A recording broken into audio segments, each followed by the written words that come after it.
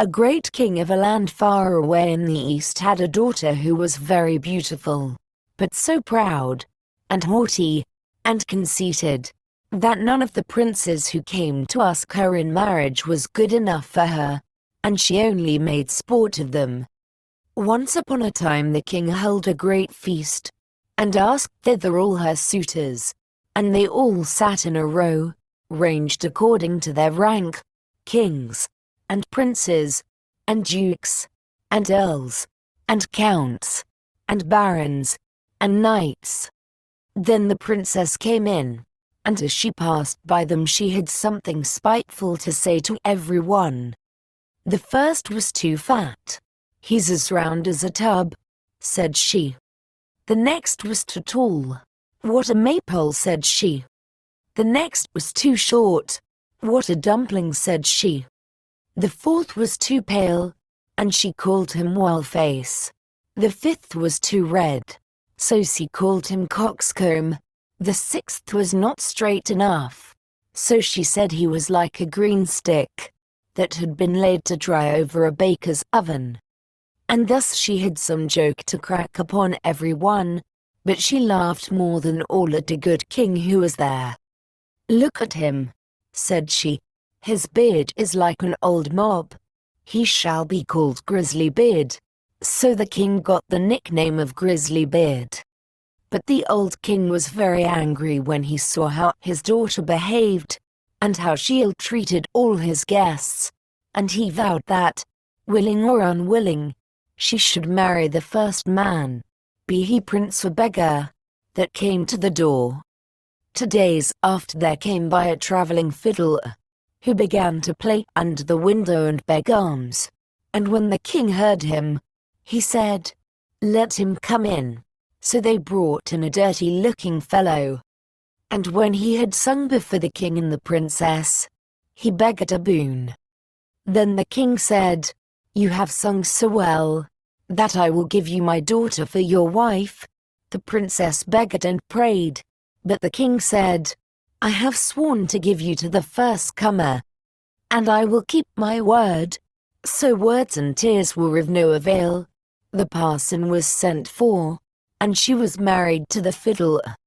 When this was over the king said, "Now get ready to go. You must not stay here. You must travel on with your husband." Then the fiddler went his way, and took her with him, and they soon came to a great wood.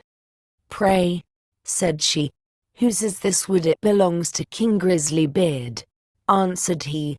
"Hadst thou taken him, all had been thine." "Ah, unlucky wretch that I am," sighed she, "would that I had married King Grizzly Beard." Next they came to some fine meadows. "Whose are these beautiful green meadows?" said she. "They belong to King Grizzly Beard. Hadst thou taken him, they had all been thine." "Ah, unlucky wretch that I am," said she, "would that I had married King Grizzly Beard." Then they came to a great city. "Whose is this noble city?" said she. "It belongs to King Grizzly Beard. Hadst thou taken him, it had all been thine." "Ah, wretch that I am," sighed she, "why did I not marry King Grizzly Beard?" "That is no business of mine," said the fiddler. "Why should you wish for another husband? Am not I good enough for you?" At last they came to a small cottage. "What a paltry place," said she.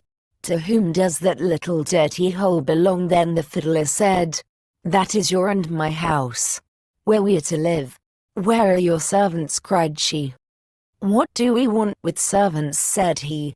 "You must do for yourself whatever is to be done. Now make the fire, and put on water and cook my supper, for I am very tired." But the princess knew nothing of making fires and cooking, and the fiddler was forced to help her. When they had eaten a very scanty meal they went to bed, but the fiddler called her up very early in the morning to clean the house.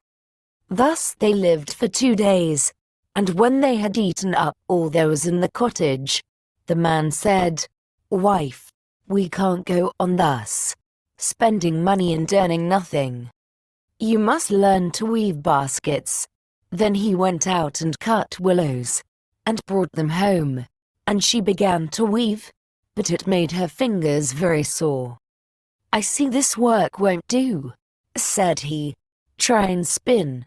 Perhaps you will do that better." So she sat down and tried to spin, but the threads cut her tender fingers till the blood ran. "See now," said the fiddler, "you are good for nothing. You can do no work. What a bargain I have got. However, I'll try and set up a trade in pots and pans, and you shall stand in the market and sell them." "Alas," sighed she, "if any of my father's court should pass by and see me standing in the market, how they will laugh at me." But her husband did not care for that, and said she must work, if she did not wish to die of hunger.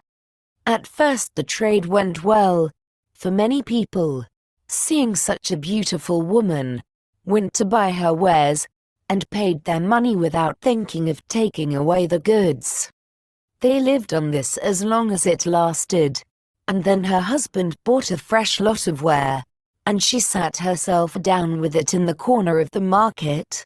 But a drunken soldier soon came by, and rode his horse against her stall, and broke all her goods into 1,000 pieces.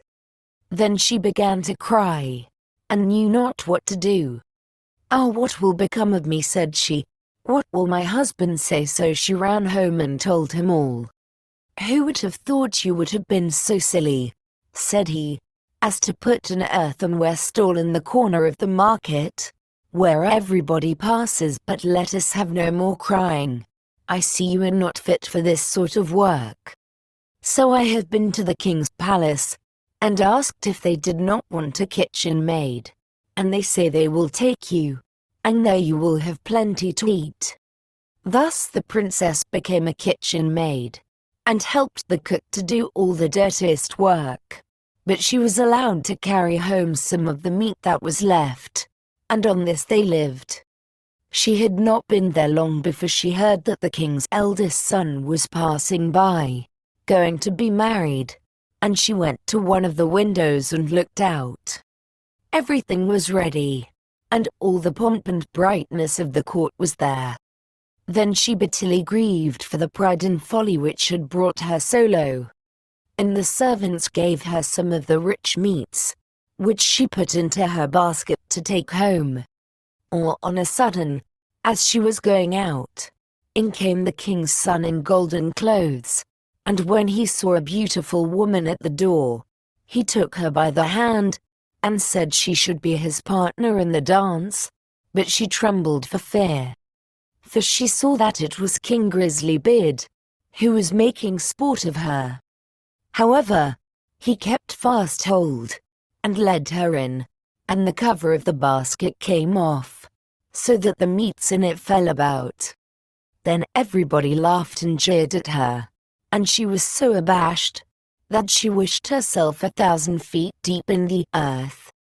She sprang to the door to run away, but on the steps King Grizzly Beard overtook her, and brought her back and said, "Fear me not. I am the fiddler who has lived with you in the hut. I brought you there because I really loved you. I am also the soldier that overset your stall. I have done all this only to cure you of your silly pride, and to show you the folly of your ill treatment of me. Now all is over, you have learnt wisdom, and it is time to hold our marriage feast."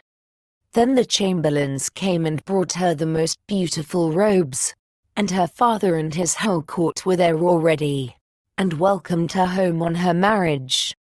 Joy was in every face and every heart. The feast was grand, they danced and sang, all were merry, and I only wished that you and I had been of the party.